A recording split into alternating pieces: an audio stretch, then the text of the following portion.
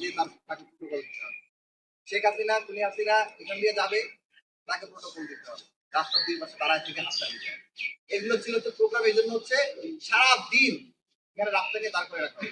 সারাদিন একবার যাবে সেই বইমেলার উদ্বোধনে, যাওয়ার জন্য 10টার দিকে হয়তো প্রোগ্রাম, 9টা 8টা থেকে সবাইকে হচ্ছে এই কাটাপনের যে রাস্তা, এই রাস্তা দাঁড়ায় থাকতে হবে। 8টা থেকে দাঁড়ায় থাকবে, একবার যাবে, যাওয়ার সময় একবার হাততালি দিবে, স্লোগান দিবে, আবার ওইখানে বসে থাকবে।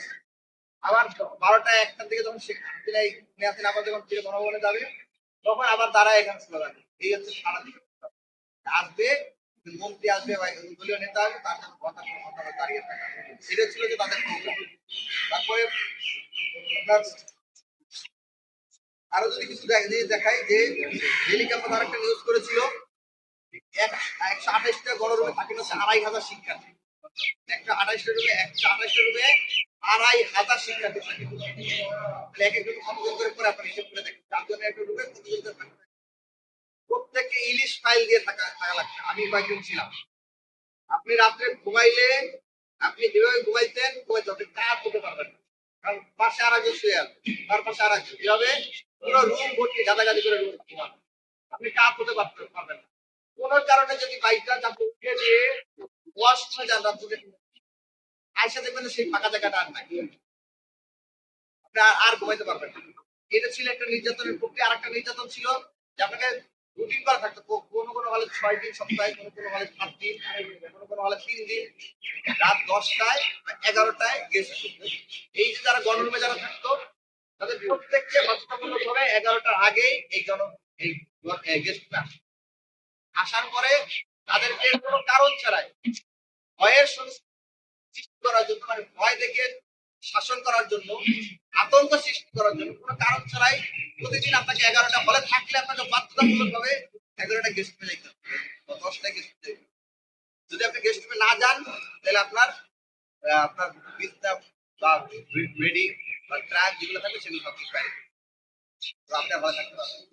তো এরপর 11টার সময় হলে যেতে হবে, গেস্ট রুমে যেতে হবে। গেস্ট রুমে যাওয়ার পর আপনাকে 11টা থেকে 1টা 2টা পর্যন্ত অকথ্য ভাষায় গালি গালাজ। যদি কোনো ফল্ট নাও পায়, তুমি বাঁকা হয়ে দাঁড়ায় আছো কেন, তুই হাসতেছিস কেন, তুই গতকালকে অমুক দিন অমুক জায়গায় হাসতেছিলি কেন, তারপরে অমুক সময় অমুক জায়গা দিয়ে 1 কিলোমিটার দূর দিয়ে আমি যাইতেছিলাম, তুই আমার সালাম দিয়ে নাই কেন, আমার গার্লফ্রেন্ড এখানে দাঁড়াচ্ছিল, তার সালাম দিয়ে নাই কেন। এইরকম নানাবিধ অজুহাতে তাকে গালিগালাজ করা, অকথ্য ভাষায় গালিগালাজ করা, যে শব্দগুলো আমরা মানে সভ্য মানুষ কিন্তু উচ্চারণ করতে পারবে না। গালিগালাজ করা, কোনো কারণে আপনি একটু বলেন যে গালিগালাজ কেন করতেন, প্রশ্ন করেন, তাহলে মারধর শুরু। এই মারধর কখনো স্টাম্প দিয়ে মারধর করা, তখন হাত পা ভেঙে দেওয়া, তখন হকি স্টিক দিয়ে দাঁত টেনে তুলে ফেলা, তখন হাতের নখ তুলে ফেলা, পায়ের নখ তুলে ফেলা, এগুলো ছিল নিত্য নৈমিত্তিক ঘটনা। এইভাবে নির্যাতন।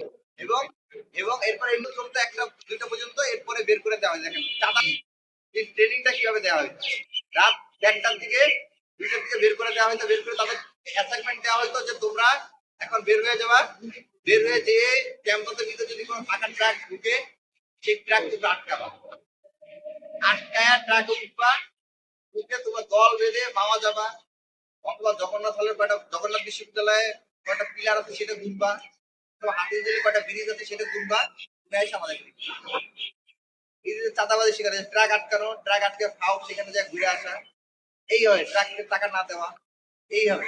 এইভাবে একটা ট্রেন আপ করা হয়েছে সন্ত্রাসী কর্মকাণ্ডে। এর মাধ্যমে প্রলয় গ্যাং, বিভিন্ন ধরনের গ্যাং এর সৃষ্টি হয়েছে। যে গ্যাং গুলো করতো কি, যে আপনার শরৎ উদ্যানে তারা রাত্রেবেলা একটু ঘুরতে আসছে 4-5 পরিবার, তাকে মারধর করে মোবাইল রেখে দেওয়া, টাকা রেখে দেওয়া, অহরহর কেস আপনারা দেখেছেন। যে ছাত্র আপনার নিউজ হইতে এবং কারো কারো জেল হইতে ধরা পড়ছে, এরকম ঘটনা। নিরীহ মানুষকে ধরলে তো কখনো শাস্তি হবে না। দেখা গেছে যে ভুল করে এমন একজনের চিন্তাই করে বসে, সে ছাত্রলীগের আরেক বড় নেতা, আওয়ামী লীগের আরেক বড় নেতা, এমন সে ছিল পুলিশ স্বাভাবিকভাবে তার জেলে যেত। এই ধরনের অনেকগুলো ঘটনা।